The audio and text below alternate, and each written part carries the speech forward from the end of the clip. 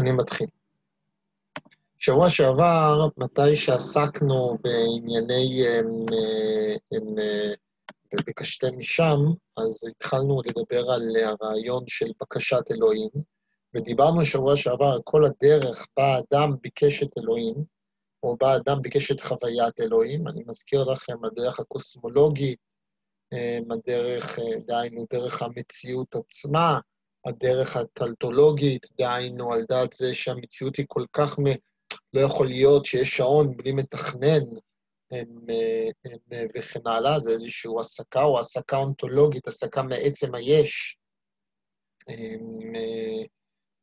דהיינו, יש איזושהי אידאה עצמה שאפשר להסיק דרך השכל על מציאות אלוקים, זה לא משהו שהוא חיצוני לאדם, לא משהו שעליון, זה לא משהו שהוא חיצוני מאדם, אלא אפשר להסיק את זה ביש, בתוך הקיים, בתוך השכל, כמו שהוא נמצא.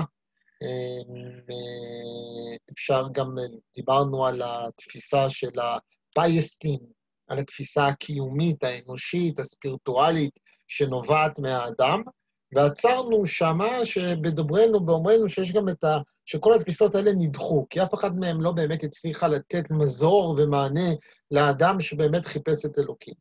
ולכן נשארנו במקום הזה, ועכשיו אנחנו מחפשות, אולי יש איזשהו, מה התפיסה של ימינו, של בקשת האלוהים.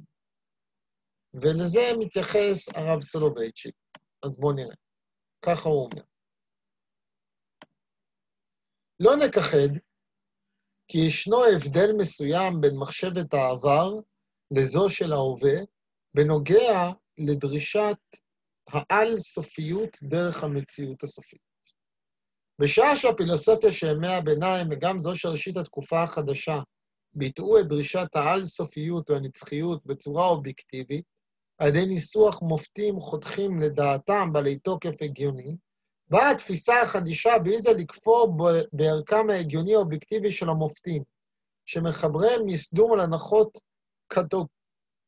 קטגוריאליות, כמו זו של העצם או של הסיבתיות.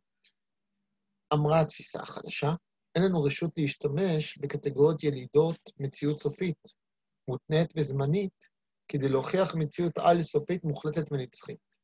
קטגוריות אלה שברכה צפונה בהם שהן נתבעות לקבוע חוקים פורמליים כמותיים וליצור תבניות עולם מדעי, אינן יכולות לצאת מתוך מעגל הניסיון המדעי להשתלט שלטון בלי מצרים בעולם על-מוחשי, על-ניסיוני ועל-שכלי.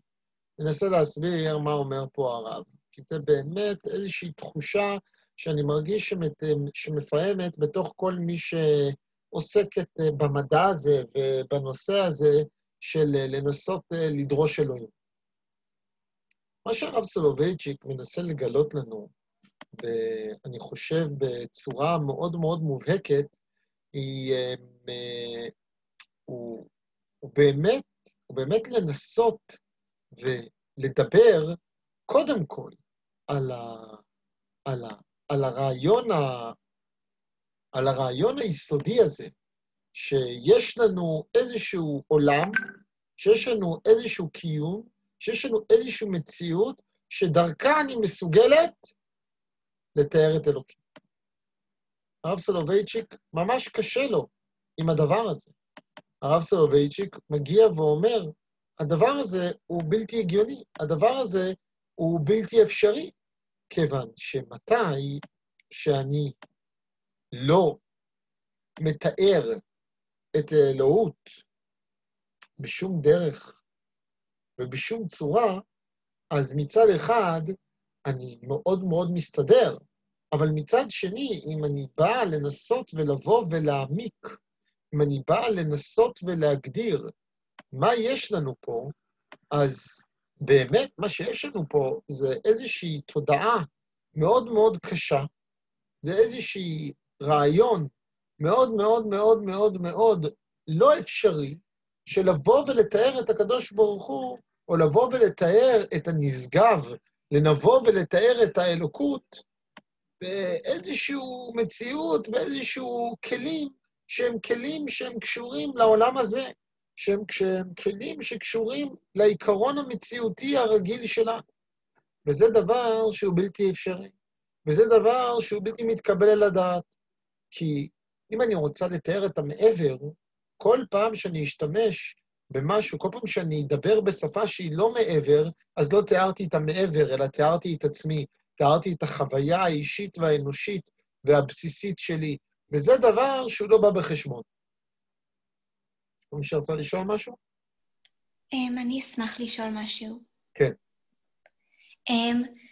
גם עכשיו וגם בשיעור הקודם דיברת על זה שלכולם יש שאיפה לחוויה של האלוקות, או לתאר את האלוקים, ועל התיאור שלו מבחינה מדעית או הגיונית. מה עם כל האנשים שאו שהם לא רוצים אלוקות, לא אכפת להם אם יש או אין אלוקים ואיך לתאר אותו, וכל האנשים שאולי כן רצו, אבל כבר בעקבות המדע וההיגיון הגיעו למסקנה שאין אלוקים? אז אני אתייחס, אני חושב שזה באמת שתי קטגוריות שונות, ואני אתייחס לכל אחת מהן בנפרד. קודם כל, יש את אלה שאת אומרת לא רוצים אלוקות, או לא מעניין אותם המעבר. סבבה. לא עליהם אנחנו מדברות. אנחנו מתארות פה את החוויה של האדם הדתי. את החוויה של מי שכן שואפת לחוות את המעבר. אוקיי? זו הנקודה הראשונה. יש כאלה שיבואו ויאמרו שבאמת אין כאלה. שמי שאומר את זה, אז הוא משקר או משקרת לעצמה. שכולם היו רוצים לדעת מה הפתרון לחוויית הקיום, וכולם היו רוצים לדעת, או כולם היו רוצים לנסות להסביר לעצמם, למה הם חשים תחושות שהן לא מבוססות דווקא על הרגשות מדעיות, או שלא מבוססות דווקא על מדע, אלא מבוססות על תחושה. למה יש לפעמים לאנשים תחושה שכן יש משהו גדול מעליהם במציאות. אבל לא חייבים לבוא ולומר שכולם יש את הרצון הזה, ובאמת אתה רוצה לומר שיש כאלה שזה לא מעניין אותם. ואז מה עושים עם זה? מפצחים אגוזים. כאילו, בסדר. אז יש כאלה שזה לא מעניין אותם, וכנראה לא עליהם אנחנו מדברות. בסדר? זו נקודה אחת. נקודה שנייה, לאנשים השניים בדיוק הרב סולובייצ'יק מתייחס. הרב סולובייצ'יק מגיע ואומר, תראו, מי שחקר והגיע למסקנה שאין אלוקים, הצדק איתו. למה הצדק איתו? כי כנראה דרך החקירה שלו אינה מספקת. למה היא אינה מספקת? כי הוא אומר, מה שהספיק פעם לבוא לתודעת האלוקות, בימינו לא מספיק בכלל. למה בימינו לא מספיק בכלל? הוא אומר, כי בימינו הבנו ששום חקירה לא תעזור. ששום חקירה לא תיתן מענה לבעיה. ששום חקירה לא תיתן מענה לשאלה. כי כל חקירה, ולא משנה באיזה תצורה את תגדירי את החקירה הזאת, ולא משנה באיזה תצורה באיזה סוג של ידע, או באיזה סוג של צורת מחשבה, את תנסי לתקוף דרכה את שאלת הנצח, את שאלת האלוקות, כל חקירה באשר היא מוגבלת במסגרת היש. היא מוגבלת במסגרת הקיים, ואין בה את הביטויים, את הכלים ואת היכולת לקלוט משהו שהוא מעבר. המקסימום שיכולה לקלוט זה, הטענה הכי מרחיקת לכת שיכולה לבוא ולטעון, זה א', ההיגיון מעיד שיש מעבר, אבל אז עוד פעם משתמשים בהיגיון, ב', יש לי פה אולי, יש בהיגיון שלי נגזרת של המעבר, אבל אז זה עוד פעם שימוש בהיגיון שלי, וכל טענה שננסה דרכה להוכיח את המעבר, היא כל פעם תיפול לאותה נקודה, כל פעם תיפול לאותה בעיה. תיפול לאותה בעיה שכל ניסיונות ההוכחה יהיו טובים, אבל הם יהיו עקרים. הם לא יפתרו את עצם השאלה, הם לא יפתרו את עצם הבעיה. אם כך, אז לא נותר לנו מה לעשות בעניין? כאילו מבחינת הלחקור? אז שווה להתקדם. יכול להיות שמבחינת החקירה מצד עצמה, אומר הרב סולובייצ'יק, לא כל כך נותר מה לעשות, כן. מבחינת החקירה, אני אומר עוד הפעם, אמרתי את זה אני חושב, יש אנשים שבטוחים שראיות לוגיות זה מספיק כדי לחייב את האדם לאמונה באלוקים.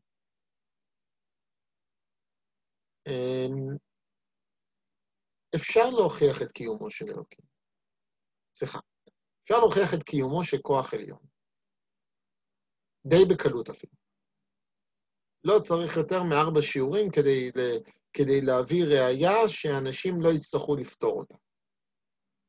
לא יצטרכו, שגם הכפירה שאנשים יכפרו בראייה הזאת, היא תהיה פחות חזקה מהראייה עצמה. זה לא אומר שלא תהיה אופציה לכפירה, אבל אם אני צריך למדוד במשקל הטענות, את הטענות הלוגיות שיש אלוקים, אל מול הטענות הלוגיות שאין אלוקים, כנראה הטענות הלוגיות שיש אלוהים יהיו חזקות יותר. אוקיי? זה דבר שהוא אפשרי. האמת היא שכמעט 1000 שנה אנשים עוסקים בשאלה הזאת, והם הגיעו למלא מלא מלא ראיות ולמלא מלא מלא הוכחות, אם אנחנו לא זרקות את כל הפילוסופיה של 1000 שנה לפח, אז אפשר להשתמש בה ולהגיע לרעיון שיש כוח עליון מהאדם שיצר את העולם או שיצר את המציאות. בסדר? אבל זה לא מספיק כדי לחייב את האדם וכדי ליצור אצלו תודעה של אמונה. זה שהלוגיקה יש לה מסקנה מסוימת, זה לא פותר את השאלות של האדם, כי מסתבר שהאדם הוא לא רק יצור לוגי. וזו בדיוק, לא יודע אם בדיוק, אבל מסתבר שזה חלק מהבעיה. הבעיה היא שהאדם הוא לא יצור לוגי.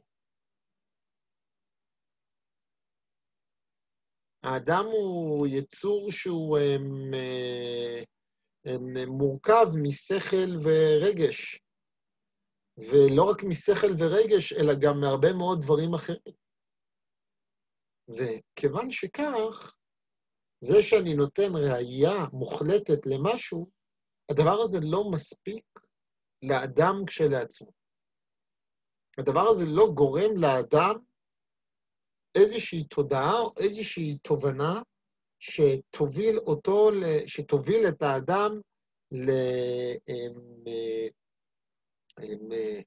למקום של התחייבות, או אפילו הייתי אומר למקום של אמונה ביחס לאמונה שתשפיע על איך שהאדם פועל ועל מה שהאדם עושה. וזו הבנה מאוד מאוד מאוד משמעותית. שהרב סולובייצ'יק מגיע ואומר, תראו, אנחנו נמצאים פה בסוג של בעיה, כי כל תובנה שמשתמשת בכלים אנושיים, כל תובנה, כל טענה, כל ראייה, כל פרספקטיבה, שמשתמשת בכלים אנושיים כדי להביא ראייה, או כדי להגדיר את דרישת האלוקים בכלים שכליים אנושיים,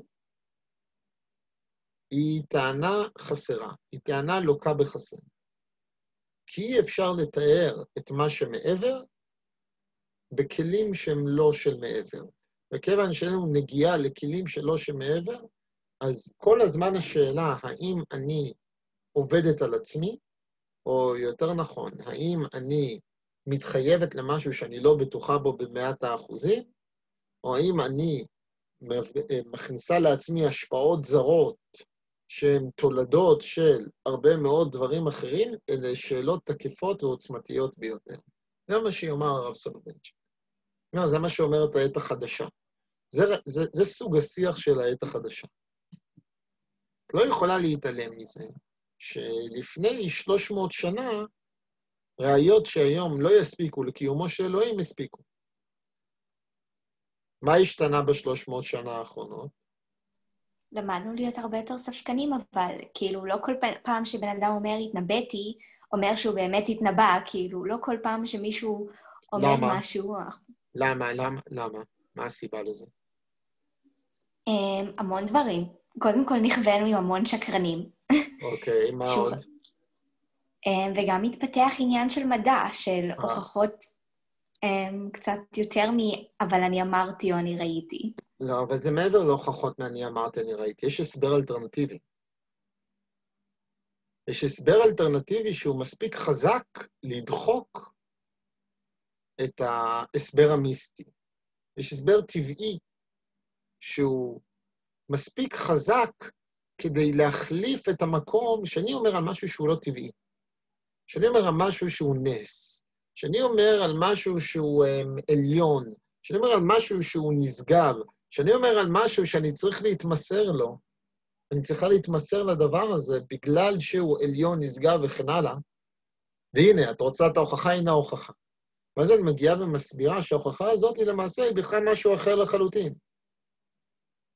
היא משהו אחר לחלוטין ההוכחה הזאת, כי אני יכולה לתת איזה הסבר מדעי להוכחה ולדבר הזה, וואלה.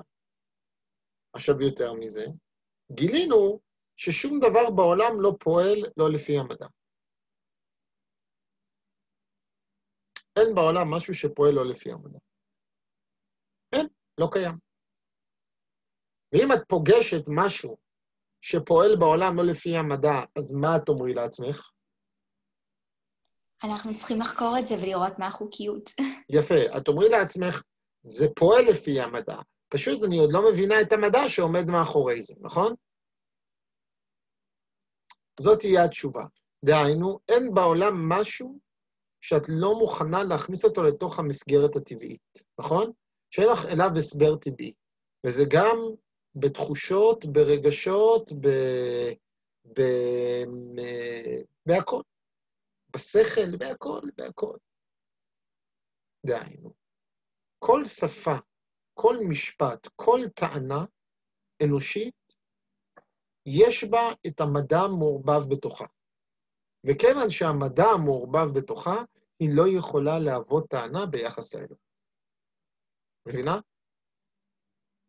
עכשיו, הרבה מאוד אנשים ניסו לעשות מה?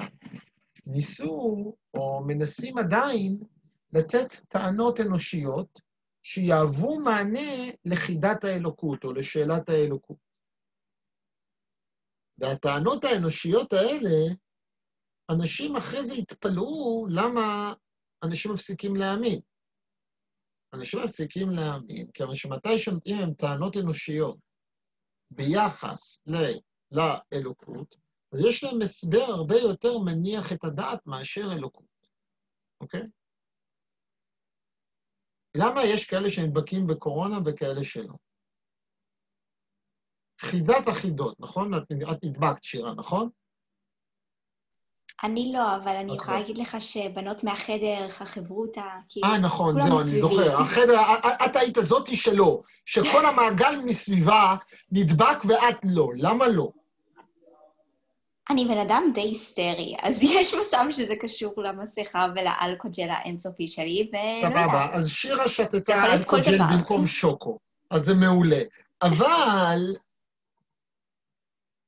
כנראה שזו תשובה מדעית, נכון? אני מניח שכן, פשוט מה? או שנדבקתי ואני לא יודעת מזה. או שנדבקת לא יודעת מזה, או שאנחנו לא יודעים מהי, או שהיה לך קורונה מסוג אחר שפיתה אצלך חיסוניות צולבת, או שיש לך דם מסוג או שאלף ואחת טענות שהמדע כל הזמן בודק למה אנשים נדבקים ולמה לא. אממה, לא עלה עלייך, על בדל שפתייך לרגע האופציה, לא נדבקתי כי אלוקים לא רצה. נכון? לא אמרת נס. וגם אם אמרת נס, לא באמת התכוונת לזה. למה? כי ככה. יש אנשים הרבה יותר ראויים ממני שהשם היה יכול להציל אותם, ברור. כן, אז הנה, הנבה המזויפת נכנסת לפעולה. זה יפה מאוד. זה לא קשור. אבל באמת,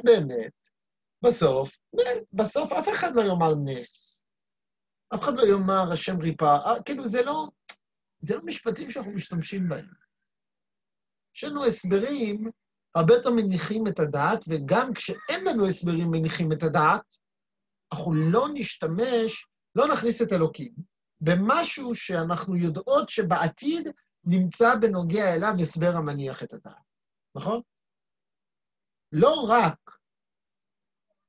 רק שהאלוקות התפנתה מכל דבר שיש בו הסבר מניח את הדעת, האלוקות גם לא נכנסת כמו פעם במקומות שאין לנו הסבר המניח את הדעת, כי אנחנו יודעות שבעתיד יהיה לנו הסבר המניח את הדעת.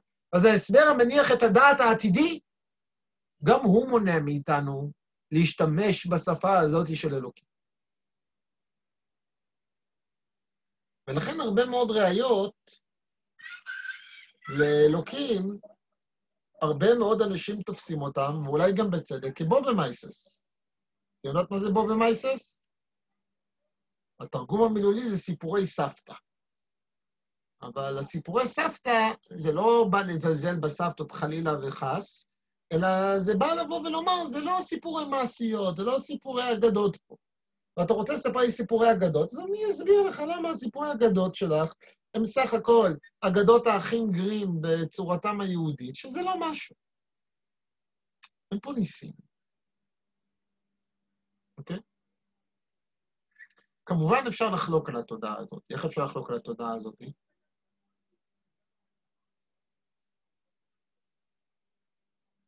מה אתן אומרות? רעות, נעמי, ליהי, טופז, טליאל, זה השם? אילנה, גפן, מה אתן אומרות? איך אפשר לחלוק על התודעה הזאת? העסק הזה מוקלט ועולה ליוטיוב, אז כדאי שלפחות אחת מכם תענה, כי אם לא זה סופר מביך. שיש חוקי טבע בעולם, אבל אלוהים קבע אותם. אוקיי, אז גפן נותן לי פה טענה לוגית. יש חוקי טבע בעולם, אבל אלוקים קבע אותם. זה מספיק בשביל אמונה? זה לא מספיק כדי להכניס את אלוקים לתוך המציאות בחוויה היומיומית שלה? זה שייך לדברים מסגנון הראיות, מסגנון הראיות השכליות, שזה אחלה. אבל האם זה מספיק להכניס את אלוקים בנוכחות יומיומית בחיים שלי, שיש חוקי טבע ואלוקים קבע אותם? לא יודע. זה אולי מענה לשאלה למה יש חוקי טבע. אבל לא יודע אם זה מספיק להכניס את אלוקים לתוך החיים היומיומיים שלי. אבל בשביל להכניס את השם לחיים אתה לא צריך, כאילו, הוכחה או משהו, אתה פשוט, אם אתה בן אדם מאמין, אז אתה מכניס אותו לתוך החיים, ואתה מחליט כאילו לראות אותו אם הבנתי נכון את השאלה שלך, אז כאילו אתה מכניס אותו לתוך החיים, אתה מסתכל ואתה אומר לעצמך, זה באמת אלוקים, ואולי בהתחלה זה סתם איזושהי, כאילו, אתה מנסה להיות יהודי טוב, אז אתה אומר על כל דבר שזה בעזרת השם, אבל כאילו, בסופו של דבר זה כן יכול להגיע לאיזה שלב שאתה באמת מסתכל, וזה בתודעה שלך שזה הוא. זה כאילו, זה כל כך ברור שזה הוא. כי הכנסת את זה. אבל אני אשאל אותך, נעמי, למה סתירות מדעיות, לא סתירות, למה טענת, אז אני אבוא ואיתן, זה לא נכון, אני יכול להסביר את זה בצורה מדעית. מה תעני על זה? מה שאתה יכול לענות עליו בצורה מדעית זה יפה, אבל אתה מדבר, אם הבנתי נכון לסיטואציה שאתה לא יכול להסביר בצורה מדעית. לא, אבל, כן, אני לא יכול להסביר בצורה מדעית, אבל אני אוכל להסביר בצורה מדעית בעתיד. אז כנראה זה הגיע אליך בדיוק מאחת הסיבות האלה. זה הגיע אליך... דיינו, אם אני יכול להסביר את זה בצורה מדעית, אז לא על זה אפשר לדבר. את אומרת. כן, בגדול זה לא הדיון. אם הצלחת, אז הצלחת, כאילו, זה לא... אל תסתבך סתם. אם לא הצלחת, אז כאילו אתה מנסה לראות איפה נכנס. אז רק אם לא הצלחתי בצורה מדעית. אם אני הבנתי נכון את השאלה שלך, אז כן. ברור שהשם פה מעל הכל, אוקיי? הוא גם מעל בהסברים המדעיים שאנחנו מצליחים להסביר. כן, כן. הוא גם שם, אבל רק, כאילו, את מה שכבר הצלחת להסביר, אז יש לך איזושהי הוכחה שהיא מבוססת, ואתה יכול כאילו לעבוד איתה, וזה כבר קיים, זה כבר ביש של העולם הזה, סבבה? אז כמה שהיא צריך להסביר אותה, זה ביש של העולם הזה, וכמה שזה ביש שבעולם הזה, אין לי מזה שום... כי צריך להסביר את זה. זאת אומרת, זה רק הדברים שלא מצליחה להסביר. בגדול, כן. גם אם את לא מצליחה להסביר, כאילו, למה שמישהו נגיד חילוני, לא אומרת לא רוצה לדעת על אלוקות, אבל הוא חילוני, למה שיפנה מיד להגיד זה אלוקים עשה, גם אם הוא לא יודע מה הסיבה? שאלה טובה. עוד מישהי רוצה לנסות? שתיקה, אז נמשיך. בואו נראה מה אומר על זה הרב סולובייצ'יק. אומר הרב סולובייצ'יק, אמרה התפיסה החדישה, אין לנו רשות להשתמש בקטגוריות ילידות מציאות סופית מותנית מזמנית כדי להוכיח אמיתת מציאות על סופית מוחלטת מנצחית. קטגוריות אלה שבאחת צפונה בהם שנתבעות לקבוע חוקים פורמליים כמותיים, וליצור תבניות עולם מדעי, אינן יכולות לצאת מתוך מעגל הניסיון המדעי ולהשתעל שלטון בלי מצרים בעולם על-מוחשי, על-ניסיוני ועל-שכלי. זאת אומרת, הכלים לא מתאימים. כיוון שהכלים של השכל הם כלים שמתאימים למדע, הם כלים שמתאימים לעולם טבעי, הם לא יכולים להתאים כדי לתאר את העולם הלא טבעי. אז הוא ממשיך. ברם, תפיסה זו באת לעקור ומצא עצמה נוטה. באת להכחיש ומצא את עצמה מאמינה. כפרה היא ביכולת האדם להסיק בעקיפין על ידי הוכחות בנות כוח שני של ההיגיון, מן הסופיות על העל-סופיות, מן הזמניות על הנצח ומן הממשיות על המנותק, על הטרנסצנדנטיה. אבל במקום למחות את כל המופתים מספרה, קימה וקיבלה אותם כחוויות בלתי אמצעיות שאינן מיוסדות על פעולות ההיקש ההגיוני, כי הן מתבטאות בגילוי והערה פתאום. שום שיג ושיח אין לחוויות אלו המסקנה העקיפה או הגזרה השווה ההגיונית, כפי שתודעת המציאות בכלל והישות האנוכית בפרט, אינן עוסקות בהכרעות הגיוניות, אלא מהוות עצם מהותו הרוחנית של האדם, כך גם חוויית האלוהות. כולה מקורית, ראשית ואחרית מציאותו של האדם. מעולם ועד עולם היא קודמת לכל היקש ומסקנה. היא ודאית שבוודאיות אמת שבאמיתה. אם יש עולם, אם יש מציאות בכלל, אם ישנה מציאות בכלל, ובזה אין האדם שלא נתפס לפלפולים של הבל, וזה אין האדם שלא נתפס לפלפולים של הבל בסופק כלל, ושלא אשר צור ההוויה ומקורה. אם יש אנוכי, אם האדם קיים, גם את זה יודע האדם ודאית, ישנה אלוהות אישית חיה ממלאת את התודעה האנוכית. בואי ננסה להסביר. מה שמנסה ללמד אותנו פה, הרב סולובייצ'יק, אני חושב שזה רעיון מאוד מאוד מאוד מאוד מאוד מאוד מאוד מאוד גדול. הרב סולובייצ'יק מגיע ואומר, תראו, המקום של האלוקות הוא לא קשור לראיות. כי ראיות לא יוכלו לתאר, הוא לא קשור להסברים, כי הסברים לא יוכלו להסביר. ומה זה כן קשור? זה קשור לתחושה אינדיבידואלית אישית. אם אני מרגישה בתחושה אינדיבידואלית אישית, שזה ההסבר, שיש נוכחות אלוקית, אז יש נוכחות אלוקית. למעשה, מסביר הרב סולובייצ'יק מה קרה לנו. מה התרחש? מה התחולל? אומר הרב, מה שהתחולל, במובן העמוק ביותר של המילה, זה שחרור. שחרור של תודעת האלוקות ממה שלא מסוגל להכיל אותה. מה לא מסוגל להכיל את תודעת האלוקות? השכל, הרגש, התחושה. כל אלה לא מסוגלים להכיל את האלוקות. אבל השכל מספיק להכיל את האדם, מספיק להכיל את שכלו של אדם. התודעה מספיקה להכיל את התודעה של האדם. התחושה, הרגש, מספיקות להכיל את התחושה והרגש של האדם. ואם האדם מגיע ואומר, בצורה מאוד מאוד מפתיעה, ברגע זה לי זה עובד, הוא לא מחפש פה את הראייה האולטימטיבית שתעבוד לכולם. הוא לא מחפש פה את התחושה האולטימטיבית שכולם יחושו. האמת היא שהאדם לא יכול. כי זה בדיוק השחרור שהרב סולובייצ'יק עושה פה. מאובייקטיפיקציה לסובייקטיפיקציה. הטענה האובייקטיבית היא טענה שהיא נכונה לכולם בכל עת ובכל זמן ובכל מצב. זו המשמעות של טענה אובייקטיבית. ככה זה עובד, ככה זה פועל. זו המשמעות של הרעיון האובייקטיבי. אם יש משהו שהוא נכון, בצורה אובייקטיבית, אז הוא נכון. אם יש לי טענות אובייקטיביות, לשם דוגמה, מים זה מה שזה לא יהיה, CO2, נראה לי זה מים, אז אם יש לי טענה מה זה מים, H2O. סליחה.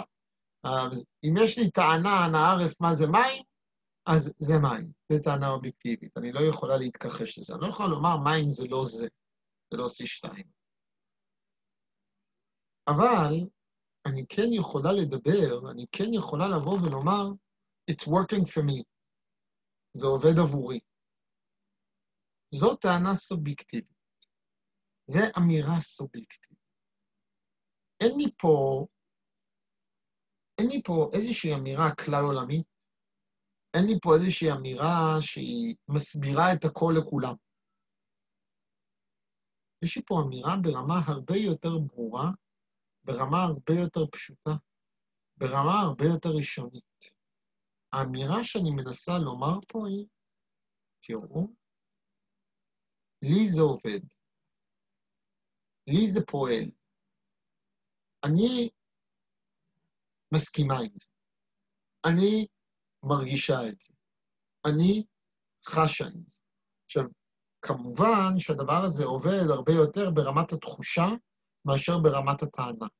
כי רמת הטענה או ההוכחה, הראייה האובייקטיבית, או ההוכחה השכלית, היא הרבה יותר מתכתבת עם המקום האובייקטיבי. כשמישהו מגיע ובונה איתי מגדל אובייקטיבי שלם, או מגדל ראייתי שכלי שלם, אז או שזה ישכנע אותי או שלא, אבל זה פועל על איזשהו מישור. זה פועל על מישור אובייקטיבי. זה פועל על מישור שכלי. אבל כשמישהו מגיע ולא עובד איתי דרך העולם השכלי הזה, אלא הוא מגיע ואומר,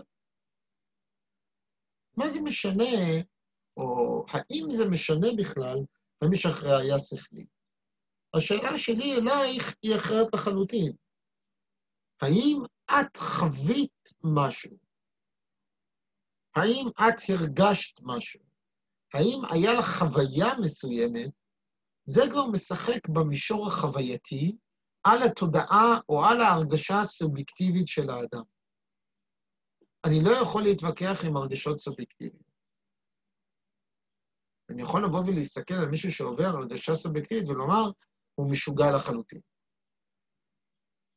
הבן אדם הזה הוא על אופיאטים אפילו בלי לקחת כדור. אני יכול לומר דבר כזה, אבל זה לא סותר את איך שהאדם האחר מרגיש. אתם מבינות? אין לי פה יכולת לריב איתו. אין לי פה יכולת להתווכח איתו. אין לי פה יכולת לסתור את התחושה שלה, או שלה, את החיפוש שלה, את הרצון שלה לחפש, את המציאה, את מה שהיא מצאה, את מה שהיא הרגישה. אני לא יכול לבוא ולומר, לא הרגשת את זה, זה אשליה. זה פטרוני לבוא ולומר למישהו, לא הרגשת את זה, זה אשליה. אם היא אומרת שהרגישה משהו, הרגישה משהו. אפשר לקרוא לזה נוירוזה, אפשר לקרוא לזה בעיה, אבל האמת היא שפה כן אנחנו נכנסים רגע למישור האובייקטיבי. אם יש לכל כך הרבה אנשים את אותה בעיה, סימן שהבעיה הזאת היא כנראה לא כל כך בעייתית. או שאולי היא לא בעיה בכלל. או שאם היא בעיה, והיא בעיה שמשותפת לכולם, אז כנראה יש משהו ברמת השיתוף הזה לכולם שהוא מאוד מאוד משמעותי. ננסה לרגע להעמיק בזה עוד יותר. כשאנחנו באות ואומרות שאין לנו שום יומרה לבוא ולהשתמש בכלים אנושיים, לדרוש את אלוקים, מה אנחנו מתכוונות? אנחנו מוגבלות כל הזמן בכלים האנושיים. אנחנו מתכוונות זה שהכלי האנושי, או יותר נכון, הכלי התיאורי מדעי, הוא כלי שבא לתאר דברים שמתחוללים לנו בתוך המציאות. דברים שמתחוללים לנו בתוך העולם. הכלים האלה הם מצוינים כדי לתאר חוקים, כדי לתאר אמיתות אובייקטיביות. אבל ברגע שאני מאבדת את האובייקטיביות, ואני נכנסת לתוך העולם הסובייקטיבי, הכלים האלה הם לא כלים שבאים לתאר את הסובייקט. הם באים לתאר אך ורק את המציאות. הם לא מתארים את התחושה. אוקיי? יש שאלות על זה? בואו נתקדם עוד קצת ונראה מה הרב סולובייצ'יק אומר, אולי זה יעזור לנו לכוון עוד יותר, להבין עוד יותר למה הוא מתכוון.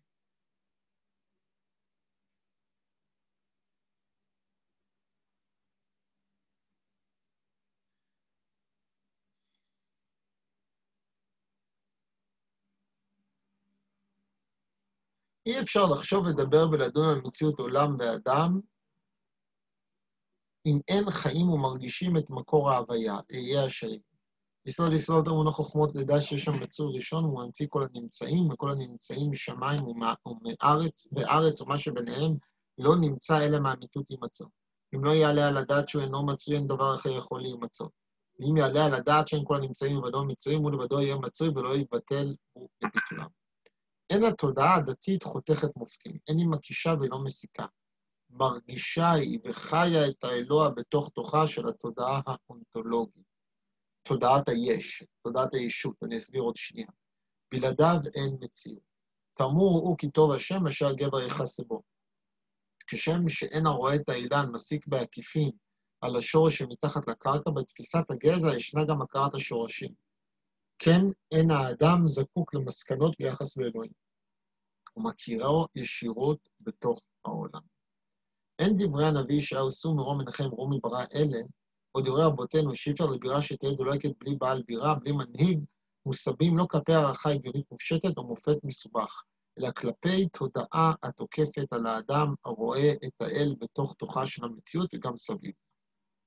יתר על כן, חוויות מיידיות אלה הן גישות דינמיות, יותר נכון שאיפות בעלות כוח עצום, במקום הכרעות קונטמפלטיביות נטולות חיים ועוצמות של ימי הביניים, באו תנועות רוח ולב רבות עונים מכבירות כוח היונקות מתודעת התעלומה ותיקו שבהוויה. הפרובלמה שבמציאות רומזת, קורצת עין ולוחשת בחובו של אדם סוד מעשה בראשית, שאיננו נתפס לפתרונים מדעיים סמליים ושלא יואר בנוגה הדעת היוצרת. הדברים האלה הם דברים מאוד מאוד מאוד מאוד משמעותיים. הסיבה למה הם מאוד משמעותיים זה כי הרב סולובייצ'יק פה מגיע ואומר, נקודה שבעיניי היא אולי היסוד של מה שנקרא החיפוש, אוקיי? וההבנה שהחיפוש הוא אינדיבידואלי. מה הכוונה? אני רוצה שננסה אולי רגע לעצור שנייה, ואולי להיפגש עם מישהו, או עם איזושהי אמירה שהיא קצת אחרת, אבל היא מאוד מאוד מאוד מאוד דומה. אחד מהאנשים שחיו בתקופתו של הרב סולובייצ'יק, קראו לו אברהם ישוע השל, אני חושב שהוא יבטא יותר טוב את מה שהרב סולובייצ'יק עצמו ניסה לבטא. אז בואו נראה. השל מספר על התקופה שלו שהוא למד באוניברסיטה בברלין, ובאותה תקופה הוא קצת הוריד את הכיפה, קצת הפסיק לשמור תורה ומצוות. אבל הוא כותב כך: באותם חודשים בברלין עברתי רגעים של מרה שחורה. חשתי בדידות גדולה עם בעיותיי וחרדותיי. הלכתי לבדי בערבים ברחובותיה הנהדרים של ברלין, התפעלתי מן הסלודיות של הארכיטקטורה שלה, מן הדחף הכובש ועוצמה של הציוויליזציה הדינמית. יש שם קונצרטים, הצגות תיאטרון והרצאות של חוקרים מפורסמים על אודות התיאוריות והתגליות החדישות ביותר. והרהרתי בליבי אם ללכת לראות את מחזהו החדש של מקס ריינארט, או ללכת לשמוע הרצאה על אודות תורת היחסות. לפתע פתאום הבחנתי כי השמש שקע, הערב ירד. ומתי קוראים את שמה בערבית? שכחתי את אלוהים, שכחתי את מעמד הר סיני, שכחתי כי השקיעה אמורה להעסיק אותי, שמשימתי היא הייתה לתקן עולם המלכות שלה. אז התחלתי לומר את מילותיה של תפילת ערבית. מה זה התיאור הזה? התיאור הזה הוא תיאור של החוויה של אברהם ישוע השל. התיאור החווייתי הזה הוא תיאור שלא עובר על כל אחת. כי לא כל אחת היא אברהם ישוע השל. התיאור הזה הוא קשור לעצם אישותו בעצם קיומו של השל כהשל. יכול להיות שהתיאור הזה בכן, הוא מעורר בכן השראה, הוא מעורר בכן קנאה, הוא מעורר בכם התרגשות, אולי אפילו הוא מעורר בכם אמונה. אבל שימו לב, זה בדיוק הנקודה. זה מעורר בתוך כל אחת ואחת מכם. לא בכולם ביחד. אין פה איזשהו רצון לבוא, להקריא לכם את התיאור הזה ולומר, ומכאן ראיה שיש אלוקים מה שצריך להוכיח. למה? כי זה לא עובד ככה. כי זה לא יכול לעבוד ככה. התשובה, ומכאן ראיה שיש אלוקים, מה שצריך להוכיח, היא מפספסת איזשהו משהו, מפספסת איזושהי נקודה, כי אי אפשר להוכיח. כי כל ניסיון הוכחה ייתקל כחומה בצורה, באמירה, את רוצה לומר פה משהו אובייקטיבי, את לא יכולה. האובייקטיבית הזאת היא פגומה. האובייקטיביות הזאת היא בעייתית. האובייקטיביות הזאת היא נתקלת בצורה מאוד מאוד ברורה ובצורה מאוד מאוד מובהקת במשהו אחר, שעומד מולה כחומה בצורה. בתפיסות המדעיות, בתפיסות הקטגוריה של השכל, שדרכן אי אפשר להסביר את האלוקות. אבל מה עבר פה על השם? הייתה לו איזושהי התעוררות פנימית שמבוססת על חוויות שהוא עבר. תנסו לשכנע אותו שחוויות שהוא עבר הן לא החוויות שהוא עבר, הוא עבר, הוא אמר לכם, זה לא נכון. אולי לכן החוויה הזאת של להסתובב ברחובות ברלין, בשעת שקיעה ולראות את השמש שוקעת, לא עושה לכם שום דבר. אולי זה חבל שזה לא עושה לכם שום דבר, אבל לי, אומר השל, זה עשה. איך אני יודע שזה עשה? הנה, עובדה, זה עשה. דהיינו, מה השל לא מחפש פה? הוא לא מחפש פה את האובייקטיביות, הוא לא מחפש פה את הראייה ההגיונית. הוא מחפש פה את התודעה הסובייקטיבית. עכשיו אני אומר יותר מזה. הדבר הזה יכול לעבוד גם דרך ראייה הגיונית. מישהי יכולה לשמוע איזושהי ראייה שכלית הגיונית, הקיומו של אלוהים, להידלק, והדבר הזה עובד לה. אבל זה הדגש. זה עובד למי? זה עובד לה. זה לא עובד לאף אחת אחרת. את האלוקים חווים. אנחנו חוות את תודעת האלוקות, את תודעת המעבר, אנחנו חוות מעצם היש. אבל החוויה הזאת מעצם היש היא לא חוויה אובייקטיבית, אלא היא חוויה סובייקטיבית. עכשיו אני אמשיך הלאה. ולכן כל רצון לסתור אותה מבחינה אובייקטיבית הוא רצון עקר, הוא רצון שלא קיים. מה הבעיה בחוויות סובייקטיביות? סתם, אתה לא יש לי בעיה. מה הבעיה עם חוויות בכלל אולי? עם תחושות בכלל?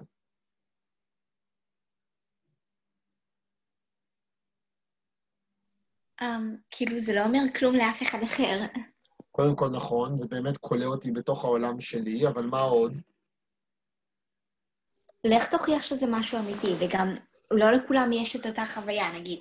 מה אם לי אין בכלל חוויה של אלוקות אי פעם בחיים? סבבה, אז קודם כל יש לו חוויה, מה אם לי אין בכלל, מה עוד? בוא נאמר שיש לך. מי אמר שמה שיש לך היום יהיה לך מחר? ומה שיש לך מחר יהיה מחרתיים. דיינו, הבעיה עם הדבר הזה, זה שזה בדיוק הבעיה עם סובייקטיביות ולא עם אובייקטיביות. משהו, הדברים שהם אובייקטיביים, הם קיימים לעד. הם קיימים לנצח. הם פועלים לנצח. הם עומדים לנצח, הם יציבים, ולכן הם אובייקטיביים. זה object. הוא קיים. הדבר שהוא סובייקט, הסובייקטיבי, התודעה, התחושה הסובייקטיבית, היא משתנית, היא מתחלפת, היא לא יציבה. והחוסר היציבות הזה הוא מאוד מאוד מאוד בעייתי. כי איך אפשר לבסס עליו משהו? איך אפשר לבסס עליו תודעה? איך אפשר לבסס עליו עולם? איך אפשר לבסס עליו חיים? התשובה הקשוחה היא שבאמת אי אפשר. למה אי אפשר? כי אי אפשר. אתם מבינות? עכשיו, זה הרב סולובייצ'יק צריך להתייחס לזה, והוא יתייחס לזה בהמשך. אבל בואו נראה.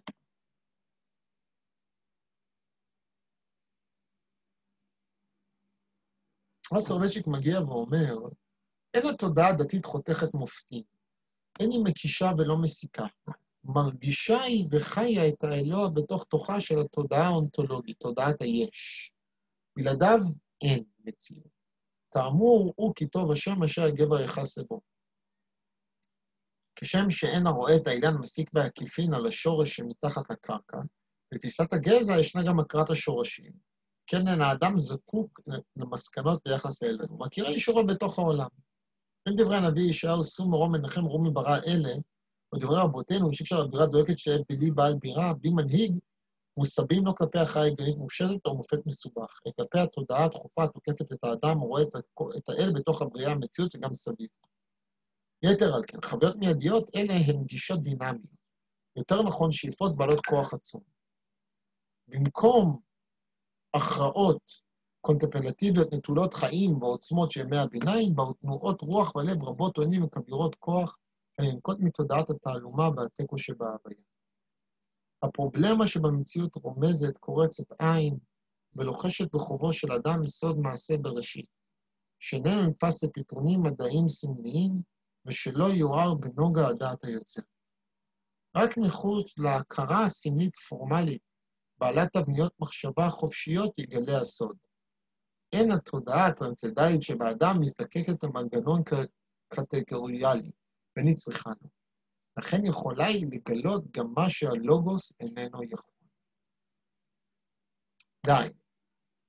יהיה ואומר, במקום רצונות לראיות גדולות, במקום רצון לראיה חותכת, יש לנו רצון לתודעה סובייקטיבית. יש לנו רצון לתחושה אישית. כשאברהם אבינו מסתכל על הבירה הדולקת, על פי המדרש, ואומר, יש בעל הבירה, הוא לא מוכיח בזה את מציאות אלוקים. אלא הוא מגיע ואומר, לתחושתי, לדעתי, יש בעל הבירה. זה לא יעבוד בשביל אף אחד חוץ מאברהם אבינו. אולי דברים דומים יעבדו עבורך. אבל הבירה הספציפית הזאת, מה שאברהם אבינו היה דולק, ואומר, יש בעל הבירה, זה יעבוד רק עבור אברהם אבינו. שישעיהו אומר, שאו למרום עיניכם, ראו מברא אלה, זה לא יעבוד לאף אחד חוץ מישעיהו. זה מה שהוא מרגיש. הוא רואה את הכוכבים, הוא רואה את השמיים, והוא אומר, וואו, מי ברא אלה? הוא מציע את זה, הוא אומר, אני רוצה לשתף את כולם בתובנה הזאת שגיליתי, בתחושה הזאת שחשתי. אבל התחושה הזאת רלוונטית אך ורק למי? אך ורק לישעיהו. לא תחושה שרלוונטית לאף אחד אחר. בסוף, הדברים מבוססים עליי, ועל איך שאני חובה את העולם, ועל איך שאני חובה את המציאות. אין פה יומרה למשהו שהוא רחב יותר. אין פה יומרה למשהו שהוא גדול יותר מזה. כי ברגע שמתגנבת יומרה למשהו שהוא גדול יותר מזה, מעבר לתודעה הסובייקטיבית שלי, אז חוזרות כל השאלות ששאלתי. אני לא יכול להתווכח עם מה שאת מרגישה. אני כן יכול להתווכח על מה שאת אומרת לי להרגיש. על מה שאת אומרת לי, אתה חייב לחשוב את זה כי טה-טה-טה-טה-טה-טה. התשובה היא לא, אני לא חייבת. מה שאת אומרת עבורי לא מהווה הוכחה. כי זה לא הוכחה כללית, זה לא יכולה להיות הוכחה כללית. ברגע שזו הוכחה כללית, חזרנו חזרה, נפלנו חזרה לאותה בעיה ראשונית. אותה בעיה ראשונית היא הבעיה שמגיעה ואומרת שאי אפשר לדבר על האלוקות בכלים תיאורים מדעיים. כי זה כלים ששייכים לעולם הזה. יותר מדי פעמים, המשפט הזה נעלם. יותר מדי פעמים, המשפט הזה לא קיים. למה הוא לא קיים? למה הוא נעלם? א', כי הרבה מאוד פעמים מי שנמצא בעמדת המחנך או המחנכת, זה אנשים שכן עברו את החוויה הזאת, וכן בוטחים בה ב100%. והם רוצים להראות את האור. הם רוצים לחלוק, הם רוצים לשתף, רוצות לשתף. ולכן הן שוכחות את המקום בו נמצאת, או נמצא התלמיד או התלמידה שם. אם הם לא היו בחוויה הזאת, אז קשה להאמין שהם היו פונים למקצוע הזה דווקא. אבל זה לא מדויק, אבל צריך ללכת יותר. הבעיה הגדולה עם היהדות, זה שהיהדות מבוססת על ריטואל קבוע. לא משנה מה אני מרגישה עכשיו, או לא משנה מה אני לא מרגישה עכשיו. היהדות מבוססת על ריטואל, על מעשה קבוע. על עול מלכות שמיים. איך זה מסתדר עם תפיסת עול מלכות שמיים? איך זה מסתדר עם תפילה 3 פעמים ביום? שכאשר אנחנו מתפללות 3 פעמים ביום, בצורה קבועה, בכל תפילה יש איזושהי הנחת יסוד, כאילו אנחנו מאמינות למי שאנחנו מתפללות. למי שאנחנו מתפללות.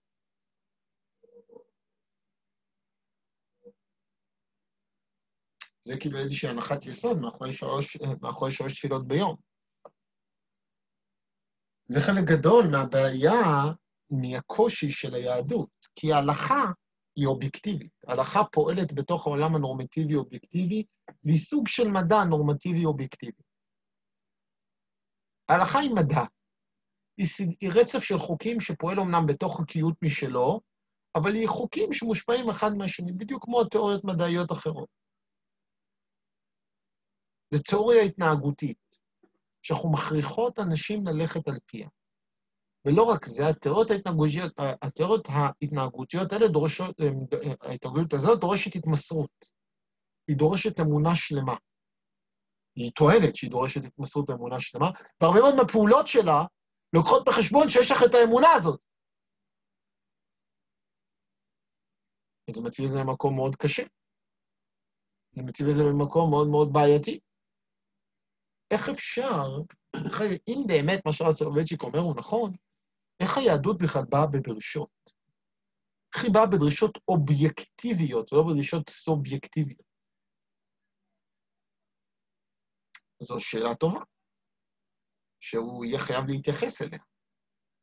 אני מרגיש שהרבה מאוד פעמים מה שעומד בלב החזרה בשאלה, או בלב הדתל"שיות, זה בדיוק המקום הזה. שאומרים הקושי, אני לא חושב שאנשים חוזרים בשאלה בגלל שקשה להם לקיים הלכה. אפשר להיות דתי בלי לקיים יותר מדי הלכה. ועדיין תחשב דתי בעיני החברה. אין סיבה לעבור את התהליך הזה של יציאה ושאלה, של להפסיק להיות דתי. זה לא... זה לא דבר ששווה לעשות אותו מבחינה חברתית. יותר שווה מבחינה חברתית לא לחזור בשאלה, להמשיך לקרוא עצמך דתי ולא לעשות כלום. היציאה בשאלה היא אקט הצהרתי. למה אנשים עושים? נראה לי שמתי שאנשים יוצאים בשאלה, הם מנסים למעשה לבוא ולומר, כאילו, אני לא מוכן לשחק יותר את המשחק הזה. העסק הזה אמור להיות סובייקטיבי, ואתה כופה אותי לתוך עולם אובייקטיבי. אני לא מוכן לזה יותר. אני לא מוכן להעיד על עצמי בשום דרך שיש עליי איזשהו סוג של כפייה אובייקטיבית, איזשהו סוג של ציפייה, אם העסק הזה הוא באמת סובייקטיבי. ואם אתה אומר לי שהוא אובייקטיבי, ואני לא מרגישה שהוא אובייקטיבי, אז עוד יותר מזה, כי האובייקטיבית הזאת לא פועלת עבורי. אז זה הופך את זה רק לעוד יותר.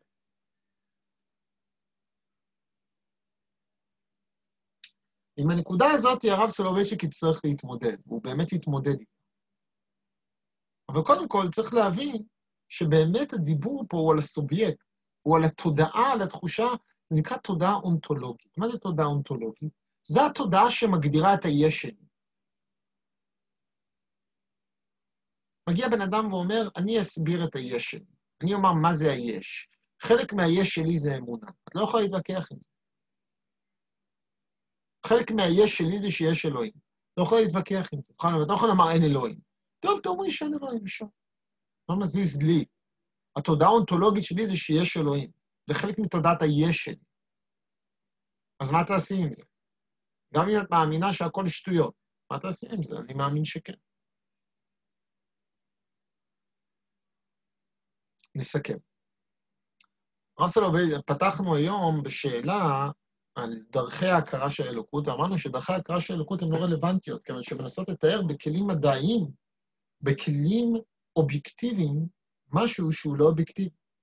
אז התשובה המפתיעה שהרב סולובייצ'יק הייתה נכון, הוא באמת לא אובייקטיבי, זה באמת סובייקטיבי. באמת תודעת האמונה היא תודעה סובייקטיבית. היא תודעה שהיא מפעמת בי, והיא מתאימה אך ורק לי. האמונה שלי לא יכולה להיות אמונה של מישהו אחר, זה לא עובד ככה. ואין דבר כזה הסבר אמוני. אין דבר כזה ראייה אמוני. זה רק מה שאני מרגישה. זה רק מה שבוער לי. זה רק מה שאני מזדהה איתו. אז אם ככה, בסוף סיימנו בשאלה.